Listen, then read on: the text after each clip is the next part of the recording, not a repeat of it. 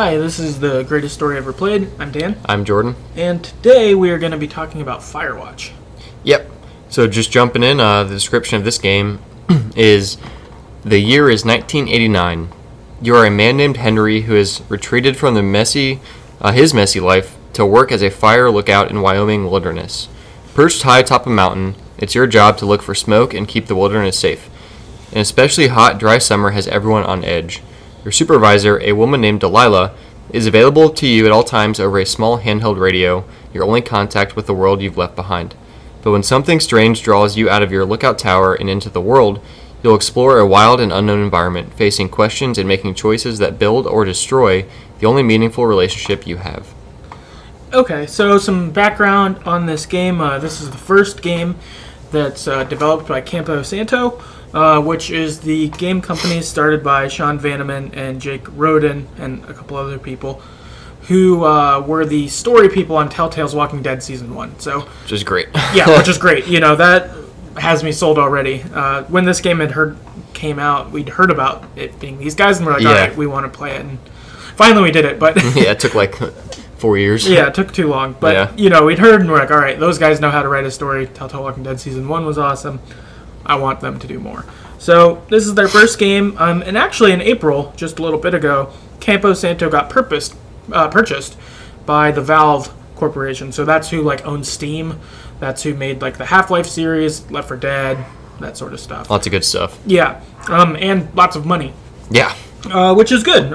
It sounded like, reading the articles, that Campo Santo would kind of be separate. It would be their own division, but they've got this big backing. So if it's big backing where it's just money but not interference, that's probably great. That they could keep making cool games like this but have the money to do it and maybe do it faster or more of them or something.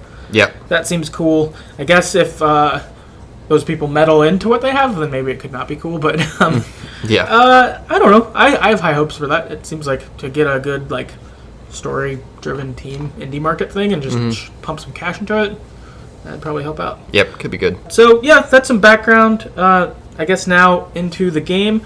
We start off with a prologue to kind of get us ready for the game. And it starts off with us answering various questions that fill in our backstory, which was pretty cool. So, for example, one of them was your wife gets this amazing job opportunity at Yale to be an associate chair or something like that. But it's 2,000 miles away from where you live in Boulder. And so your option is to either A, convince her to stay and not take the job, or B, say, yeah, it's fine if you go, but you need to commute back and forth. Come see me on weekends sometimes or something. Yeah, God. And it sucks. Both suck. Yeah, they both suck. And that was a lot of the types of questions you got in this time of getting to go through your courtship of your Henry and meeting your wife Julia. So it's you go to a bar, you meet her, you fall in love, your careers go, blah, blah, blah. You just get a bunch of backstory summed up in 5 minutes. Yep. So we get that. Then find out our wife gets early dementia. Yeah. She starts losing it at Yale. She comes back. It turns out she has early onset dementia, and it's bad. It sucks. And her parents end up taking her back to Australia, where she's from, and so we do this basically since we don't have anything. Yep. Go out and live by ourselves in the wilderness, watching for fires. Right. Yep. So the game picks up at day 1. So we're at day 1 as a firewatcher in the Wyoming National Park. So it starts out real slow. You kind of walking around, getting used to controls, the scenery. We rappelled on a rope, get some supplies from a supply cache. And then as we're doing this kind of stuff, we get a call about some teenagers making a bunch of noise and drinking beer and bad stuff. So we have to go and basically ask them to stop and tell them to leave, whatever. And so we do that. We kind of confront them. They're naked in the lake, I think, skinny dipping, and they call us a pervert and a creep, and we're just one, it's so uncomfortable. 2, we're trying to do our job. Just stop, just get out of here. Right. And then so we do that, and it's kind of weird and awkward and kind of funny. Yeah. And then we cut back to our Firewatch. I don't know. It's a lookout thing. It's a big, basically a house on stilts. It's pretty cool. Yeah. So we take a shortcut through this dark cave to get back there, and there's this weird gate inside the cave that like we radio Delilah and say, hey, what's this gate? What's this cave? And she's like, I don't know. It hasn't been used in years or something. And then we arrive back at our tower and it's been vandalized. So someone threw like a brick through the window, or our typewriter through the window, and it's like, what the hell's going on? We think it's the girls that we just busted for drinking and skinny dipping in the national park. That's kind of the end of day 1. Right. Then it picks up at day 2. Delilah calls us to, like the description said, she's our supervisor. She's the person we talk to as the game goes. And she gives us various assignments or wisdom or friendship. Mm-hmm. That's kind of what she does. Or more. Or more, if you're lucky. And we get a call from her saying that there's a cable line that's down somewhere, so we got to go check it out. We end up looking around, and we find the line is down, and we see that it's been clearly cut by someone. So again, we're thinking, those fucking girls. Yep. So we look around. We end up finding their new campsite, and it's like a mess. There's like stuff's thrown everywhere, things like that. And they have a note that says that we like attack them, basically. Like they left a note that was like, we're gonna get you in trouble. You attacked us or tried to attack us. But creepy perv. Yeah. That kind of thing. So that's weird. And we let Delilah know about that. And that's basically our day. Yep. And so the next some of these days go really quick. Like it's one little mission and it skips. So these are days 3, 9, and 15. So we're just gonna kind of do them all at once. So day 3, we just kind of get some boards and fix up our window that we assume the girls had vandalized, throwing the typewriter through our window. But then on day 9, Delilah tells us the teenagers are missing. So it's kind of like, oh, what? Because based on the campsite we saw, it's kind of fishy. Like it looks like someone was stalking or attacking them. So we're kind of like, all right, well, maybe they just left. Whatever. Delilah's not that worried. Yeah. And we kind of faced that dilemma of like, should we report it? Because the last interaction they had with people was them being pissed at us. Yep. And like saying bad stuff about us. Yep. And there's like evidence they thought we were stalking them, which is kind of bad. Right. So then day 15, we wake up in the middle of the night and we're having like a conversation with Julia, which is our wife who has dementia, and we're kind of like, I think we're using the radio and we're like talking to her through the radio, which we think we're talking to her. Yeah. And we fall asleep. That's the end of the day. Yep. Again, the kind of time jumps continue with day 33, 34, and 64. So, again, this is just kind of showing the passage of time, no longer significant, which makes sense. Your job is to sit in your post and radio if there's a fire. So, I imagine it's terribly boring most of the time. But so, day 33, though, we go and we pick up a supply drop, so we have to hike to a different area where there's a cache that has, I don't know, a month worth of food or something like that. So we go there and we do that.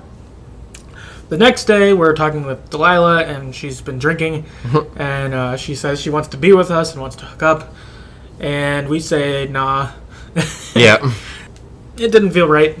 We're still married. Yeah, we're still married, even if she has dementia. Like, that didn't feel right at all. Yep. You do see a connection with Delilah leading up to this. Like, it's nice talking with her, but it's like, this isn't cool. So we kind of politely sidestep it. We didn't make it weird, but we didn't go for it either. Yep. Then it fast forwards again to day 64, and there's a fire that's been started, apparently by firefighters to do some controlled burning. Yeah. It sounded like. And so it's going, but it's maybe gotten a little bigger than they thought, but not like dangerous. And we have, Delilah says, you should name the fire, so we call it the Big Fire. Yeah. Like the least original name. Yeah, that was funny. It was our choice. And so that kind of wraps up those couple days. Yep. And then jumps again to day 76. So at this point, we're trying to break into this fence in this research facility because we think someone's like spying on us, tapping our radio, etc. So we need to get some kind of tool to pry open this gate and break the lock off. So Delilah suggests finding the firefighters that were helping, this controlled burn, see if they have anything that would help us. So we end up finding their camp, and we report this bridge that's been broken. So we get around the bridge, and we find this fire axe which we can then use to break into the station or the research facility. That's the end of the day. Then the next day, day 77, we do actually break into the station. And it was weird seeing this because it was, before this, it's just a fenced-off area of the park that it didn't seem like Delilah even knew was there either. Like, when we tell her about it, she's like, what? Yeah. And it's weird. It's just like, fenced off, locked, hard to get into, whatever.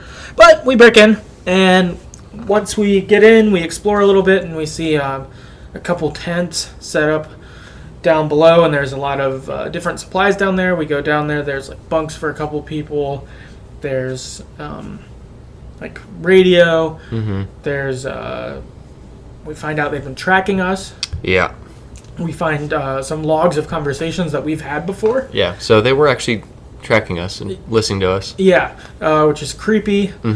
For sure. We end up finding folders with our names on them. Inside the folders it says, like, Henry is like this. He's guilty. He's, easygoing or whatever. Like, a couple attributes about him. And then also there's that for Delilah.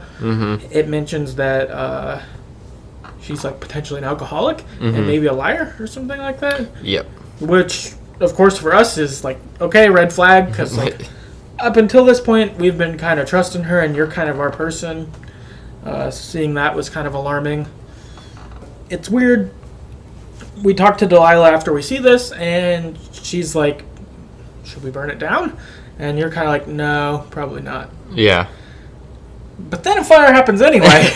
Mysteriously, and it's burning down, and you're like, oh, fuck. This is bad. But then you make it back to your tower, and there's a cassette on it, and it's a cassette of you and Delilah talking, saying, we should burn it down.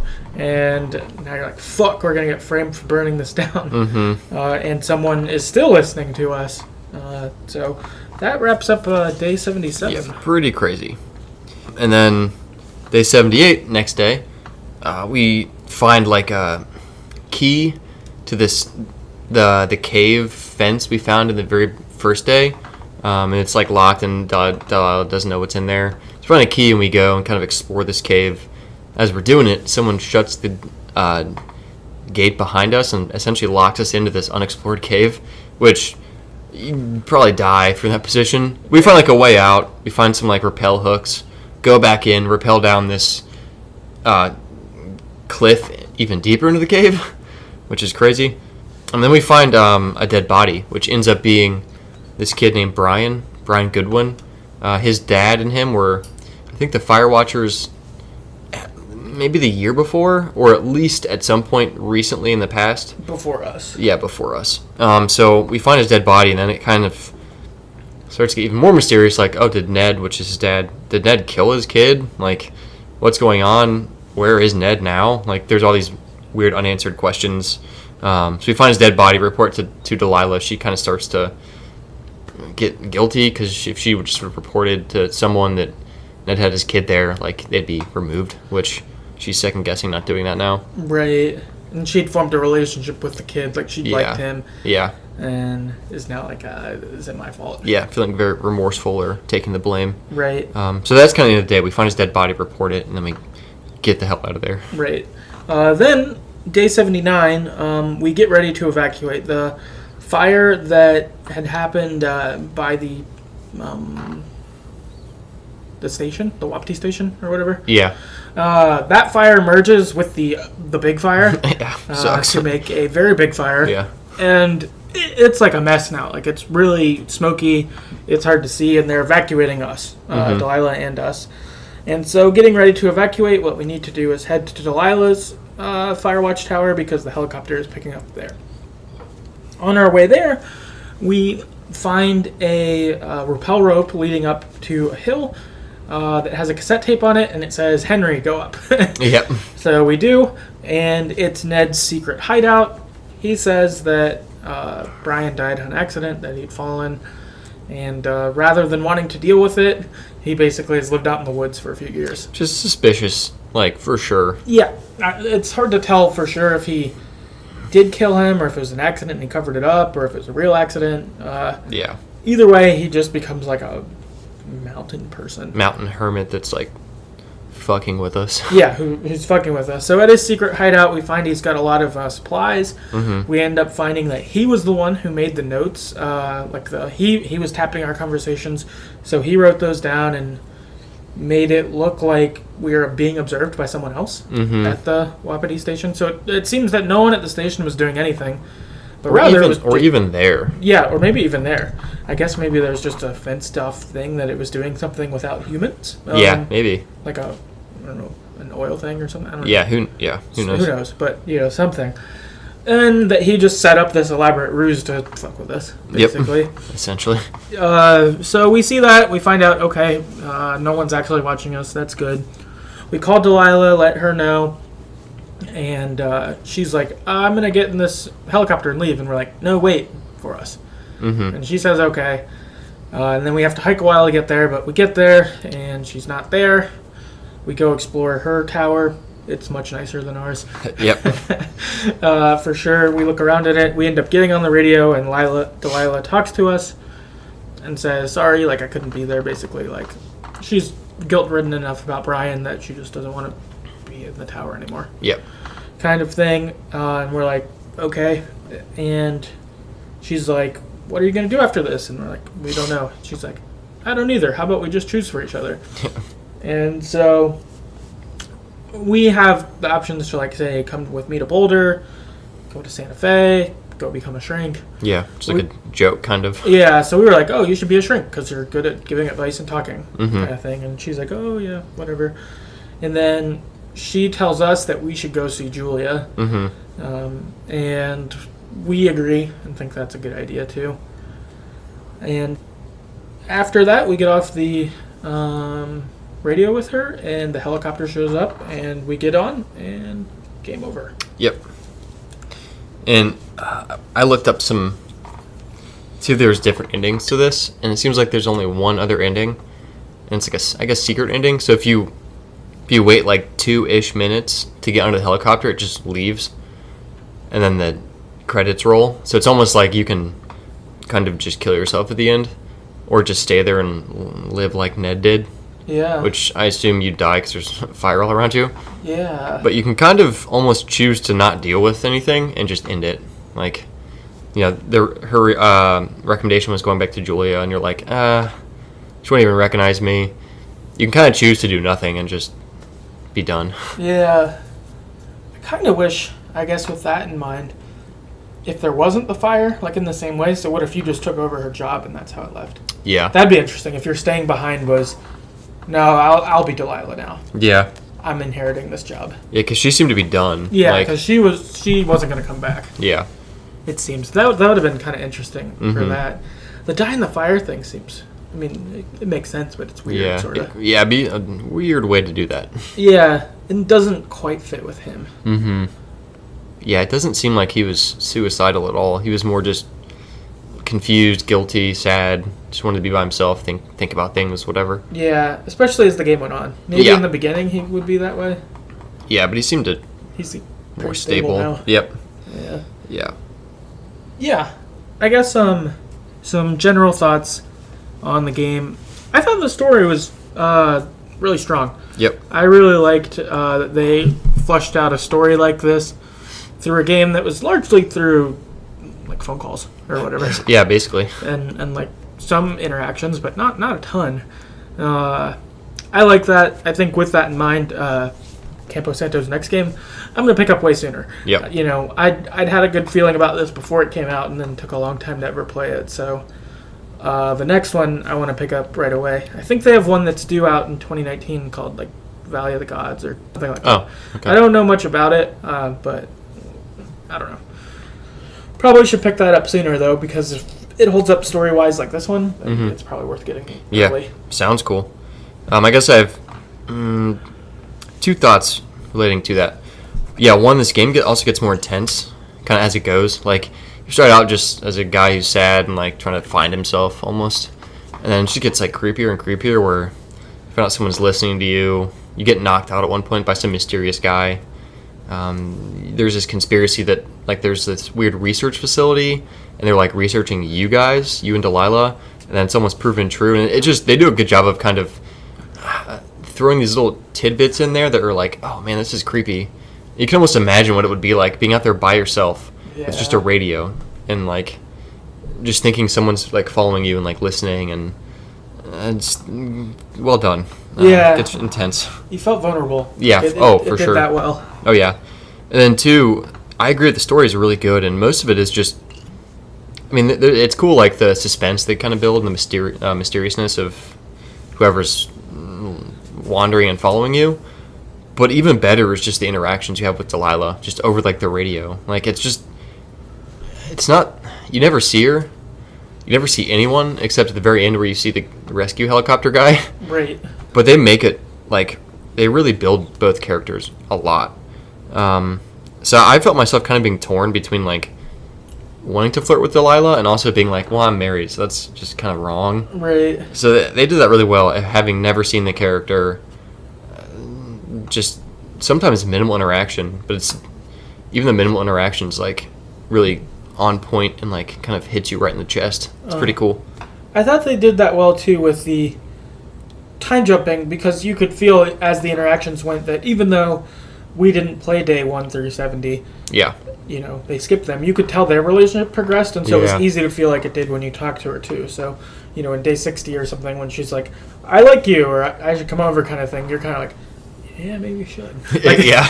It feels like that, and it's like they did that well, because if they would have done that like shittily or day 2 or something, you'd been like, what the hell is going on? Yeah. Who are you? What? Like, Yeah. That kind of thing. So I thought they did that really well done. Yeah, I agree. I think this kind of goes both ways. On one hand, I went in expecting one type of game and got a different one, and I like that. Like, specifically, I don't know, I thought it would be mostly watching fires and like, all right, you're doing these radio interactions, and it was. But then when it took that curve with like being spied on, that was really cool. It being Ned, I feel mildly let down on. Yeah, that's fair. Because I kind of wish it was like some lab or some scientist watching it, like more of an X-Files-y thing. Yeah. And then it was like, oh, instead it's this crazy hermit, which is still interesting, but then I don't know if I would have wanted some of the other, like if he was following us, I wish that fence was maybe all that was there and we never saw their campsite or heard that, but maybe, just kept getting creepy messages on our tower. Yeah. Something, So I liked it. I like how it went, but I think I would have liked it to either gone more hard hermit or more hard crazy scientist style. Like, I think that would have been better, but I still think we got a pretty good story. So like, yeah, I think I agree with that. I wouldn't say it was necessarily a letdown, having it not be like scientists, even though they kind of seemed like they were going in that direction. It did kind of take away a little bit. It almost just kind of left things unexplained. Or just kind of left me kind of wanting more. Because they just, by saying it was Ned or like showing you it was Ned, it kind of just, nothing really mattered at that point. Like all of our problems were just, solved. Ned doesn't care. It's like he's never going to tell anyone it's over. So it kind of lost some of the hit or the punch I think it could have had. Or the suspense was kind of just deflated. Right. So it never really felt like it got wrapped up as well as it could have. Right. Instead, it was like we're not getting reported on by anyone. Like, yeah. It's over, but it's not. Yeah, it wasn't answered necessarily. Right. Yeah. And then I guess with that too, I didn't really expect the ending. Like you were saying, I think I was expecting the game to go in a direction where there's like actually some weird scientist like watching us, whatever. And then I didn't expect it just to be Ned and like his son had died and all that stuff. And I also didn't expect, so kind of when you're, at the end of the game and you're talking to Delilah over the radio, you can, I think, try to convince her to like come with you to Boulder, or maybe there's other dialogue options depending on how you play it. I think from what I read, you just kind of, no matter what you do, she says, go see your wife. So I'm kind of bummed by that. It would have been nice if there was at least different dialogue endings. Right. Like, granted, we wouldn't ever see what would happen, but even if Delilah's like, yeah, okay, that sounds good, like, I care about you, whatever. Right. But it sounds like no matter what, it's just, that's the ending, where she's just not there, and she'll probably never see her again. Yeah. Yeah, I think that would be better, too. It seems like it's, like, I don't mind not seeing it. Like, I don't mind the helicopter getting in there the last thing. But Yeah. It seems like they should give you a thought of what could happen, because we could have been like, no, I don't want to see her, it's not her, and then it's like, I don't know, sad and weird ending, or Yeah. all right, it is her, I want to, or no, I want to be with you, or I'm gonna go find something similar to do again to get away, in a different state. Right, I'll do it in Alaska instead, so it's cold. Yeah, no fires. Yeah, I guess there's not fires, but something else, some other watch. Yeah, because I was like reading online, and it does really sound like so depending on how you answer or conversate with Delilah, it'll open up different dialogue options and hold different conversations, which are cool, but it almost doesn't matter because at the end it's the same regardless. So it kind of, the story itself is great and the ending isn't bad, but if those things aren't pointing to something different, they almost don't really matter to me as much. Like, you can have a totally different relationship with Delilah. You could be really into her or ignore her completely, and you get the same ending. So it's kind of like, a little bit more would have been nice. Like, even 2 endings would have been cool. Yeah, I guess since we didn't see it, I wonder if the dialogue option, so what if you go like full blown, I'm all for Delilah, I want you to be my wife someday, or girlfriend, whatever, that kind of thing. And that's how you play. But then at the end, it's like a guilty plea for you to see Julia instead, like, this isn't right. Yeah. That could be pretty good. Yeah. Because then you'd be like, oh man, I've been fucking around all Yeah, summer. Like, God damn if it it. felt like Yeah. that would be pretty good, even if you got the same result. But if it's the same conversation we had, where it's kind of like, hey, I think you should do this, I would definitely be let down by that. But if it was some sort of switch, like, this has been the best summer, I've been a Firewatcher, you has been the best, like, person to talk to, I really like you, but you got to go back to her. Like, this isn't cool that we're doing that. If it was something like that, that would bring the feels in a good way. Yeah, it'd be pretty sad. Even if it gave you the real ending, you're like, oh, yeah, that is bad. I do have a wife in Australia. Even if she doesn't remember me, we're still married, or, whatever. That could be pretty good if they did it that way. So I guess we got to go back through and do a all pro Delilah and see if it's different. Yeah, or all ignore. Yeah. Which I assume, I was reading something online too, and I read through like a little bit of a playthrough where this guy only talked to her when he was forced to, like, by the game, and it sounded really painful. Like, there's points where she's just like, "Are you even there?" Like, things like that, like desperation, like, you're not even fucking there. And he said it was like the hardest thing he's done. Oh, that sounds terrible. Yeah, but I'd wonder if you did that playthrough, if she just not even suggests what you do. She's just gone. Yeah, because ours felt like it was because we were buddies, and she was kind of like, oh, how about you do this, and how about that? Yeah. Maybe instead, I guess you probably wouldn't even call her, but you just go there and they'd pick you up or something. Yeah, I assume so. Or she's just like, the helicopter's coming. Yeah. See ya. Right. Yeah. Oh man, yeah, that'd be interesting. So I guess depending on those, maybe it makes them a little better or worse, but it would be cool if there were different, more fleshed out endings. Another thing I really liked in this game, maybe even one of my favorite things in the game, was the prologue. It was just such a good way to get the backstory for the characters. It really brought the feels, like finding out that it sucked. this stuff happened to your wife. Like, it's like, I'm 5 minutes into this game and I'm feeling really bad and I don't even know these people. Yep, but or have seen them. Or have seen them even. And it really set it up for being great. Like, okay, I can see how with this backstory you would come do this. Like, if your life went to shit, like, this is a great one. All right, I'm going to go work for the national parks this summer and be away from people for a while. Like, I get it. That makes sense. What you would do in that kind of situation. And I don't know, it made you like feel for him and understand him a bit, but even have a little bit of a role in it. Like, her life would still get wrecked, but like, in your life, I guess, too. But you got to kind of get a little backstory, and it was a cool way to do it. And for, as a game developer, like, you got all that emotional capital from me without having to put any scenes or spend money on graphics. It was just questions I had to answer, which is great. Like, impressive too. They could do that. Yeah, really good. So I really like that, and I guess even related back to the ending, it would have been kind of cool if something like that was related to the ending. If they would have done something, so you get into if you got into the helicopter and then you answer 4 or 5 questions, that would have been pretty cool as a way to like cap it. But with that though, I love they did it in the prologue, and I thought it was really awesome. Like, really great way to draw you in. I agree. I guess on to listener feedback. Cool. First, we've got the Bat Story on Twitter, who says it's a pretty good game if you want a sort of walking game, but if people prefer the average shooter, it's not really the game for them. So Yeah, I agree. yeah, definitely. I think that, and even more than some other games, you have some actions, but a lot of it is walking. You do have action, but a lot of it's going to places and conversating with Delilah.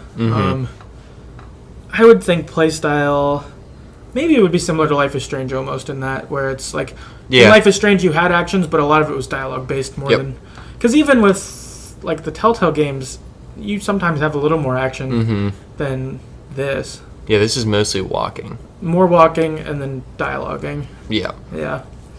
Next we got Nikki on Twitter. Says, I watched the trailer and it looks pretty good. I kept thinking, I know that voice from somewhere, I guess. So I looked it up, and turns out it's the person voicing her is also the one who did the voice of Joyce Price in Life is Strange 1. Did not know that. That's pretty cool. Yeah, that's cool. Also, I just finished watching a gameplay video, and I gotta say it's a great game. I love Delilah. She's got cool humor and stuff. I bet she's pretty too. The soundtrack is cool. The scenery is nice, like super beautiful. The story is super intense, but the end is kind of disappointing because no big mystery. I kind of agree. I think there was a little bit of a letdown there for me. Like, I agree with all that stuff, and the ending is kind of not bad, but I would have liked to see some kind of crazy mystery, because that's just what I'm used to. Yeah, it would have been fun if they would have capitalized there, but that's a good point that she brings up about the soundtrack and the scenery. We didn't comment on those, but both of those look awesome. Like, oh yeah, it's an enjoyable national park scenery to look at. It's fun to roam around it and like get to walk up various paths or climb different hills or rappel or all that stuff. It's cool, and the soundtrack, it seemed to fit with what was going on and all that. Like, it was nice. Yep, definitely enjoyed it. Martin on Twitter says, really good game, scary, full of heart, enjoyable, sad. Yeah. I like that. I think that's a great summary. And I like that full of heart comment. That resonates. I think it feels like right. You felt drawn in a good way for this, and like I felt like I could identify with Henry pretty easily through how they did it, and like that he seemed like he's a pretty good guy. He's in a rough place, and so he's just trying to kind of ignore his rough situation. Yep. Or whatever. I thought they did that quite well. Next we got Industry on Twitter. Says, loved it. Waiting for a sequel would be a day one purchase for me. I would also play a sequel. I don't know how they would do that. Unless he just went to a different park and did the exact same thing. There was a different mystery to solve or something. Yeah. But like, I would absolutely play another game that they made. Sounds like there's one coming out soonish, kind of, which I'll for sure look into. Yeah. I would be interested. That would be fun to have a sequel in some manner. What if it's something else that gets Henry and Delilah connected again? So it's like 5 years later, but for some reason you call her about something and like you interact and you have to try to find her again. But what if you again don't see her? That'd be so something annoying. Like that. Yeah. That'd be interesting. Yeah, it'd be super interesting to throw something. I don't know how they could do it, but yeah, I would too. I would like to see these people or another version like this. Like, okay, Firewatch 2, but then it's the new people at the towers and something. I could get into that. Yeah. Misto on Twitter says, it was intriguing, the story surprised me and was maybe a bit disappointing in a good way because you fear for so much more, but there's not much replay value. Yeah, I think that is something. Mentioning the like super pro Delilah or really anti Delilah playthrough options. Yeah. But if the endings truly are totally the same, then yeah, you would kind of miss out there. Yeah. I think I would like, in terms of replay, if I do replay it, is I'd like to explore a little better, because you were reading like that we could find a raccoon, or like a turtle. Yep, I don't think we found turtle. Either of those. No, we did not. And we didn't find much. Yeah, I think instead of exploring and like knowing all the land, instead I feel like we just got lost at different points. Yeah, the map's kind of hard to follow sometimes. Yeah, I'm not good at reading the map in real life or in the game. Yeah. In this game at least, and maybe because it's all woods, maybe that made it worse. Because like playing Vampire, that had a map that we had to navigate, but I got good at navigating that. But maybe it was because it was city. Yeah, and it's easy to kind of have landmarks, whereas this game, it's all woods. It all looks like woods, right? Yep. Which makes sense. It should, but being bad at navigating for me. But that is something, though. I would have liked to have looked around and maybe explored more things. Whereas instead, like, where we could have been exploring, instead I felt like I was lost a lot instead. Mm-hmm. But that's definitely a me thing, not a Firewatch thing. It's not their fault. Yeah, I mean, in some ways the map was kind of cool because it was kind of like following a real map. There wasn't like a arrow pointing on your character like you're going this way right now. You had a compass and then like a literal map. Just like, all right, here's where you got to get. Good luck. It's kind of cool. Yeah, it's definitely it fit with how it is to go hiking in a park for real or whatever. Like, okay, I think we're on this trail, but then you might go later and see a trail map, and you're like, oh shit, we're on a different trail. Yeah, we're so lost. Yeah, or whatever. But so it fit. Like, I don't think they need to make the map better, but I never quite got it down. Yeah, more time probably to get there. Last we got JC on Twitter. Says, some call it the greatest story ever played, but I forget who said it. We said that. Well, I would say it's the greatest story ever played, literally, but it's a good game. Yes, but it is a good game. And the name of our podcast. Yes. And, yeah, it's good. Yeah, I guess that wraps up Firewatch. Next week, we're going to be back with Telltale's Walking Dead final season. Oh, yeah. Episode 1. Super excited. Oh, yeah, pumped. If you're listening to... I guess when you're listening to this, it will already be out, so go buy it. Go play it. Tell us what you think about it. Really excited for this. Really excited to have more Clementine. Last time. Yeah. As you know, anyone who's listening to this podcast, we love those games, love Clementine, and so it's really excited to be back with those. So... yeah, I guess with that, if you've got any other thoughts, questions, etc., please email us at TheGreatestStoryEverPlayed@gmail.com. Go find us on Twitter at StoryEverPod or on Facebook at Facebook.com/TheGreatestStoryEverPlayed. Also, if you like our podcast, please rate and review it on iTunes. When you rate and review it, I think that pushes us up in the rankings for like gaming podcasts, so that would be cool.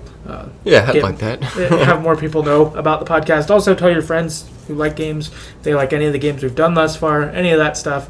That would mean a lot to us and be really helpful in, being able to share these cool games with more people. So, yeah, we'll see you next time. Later.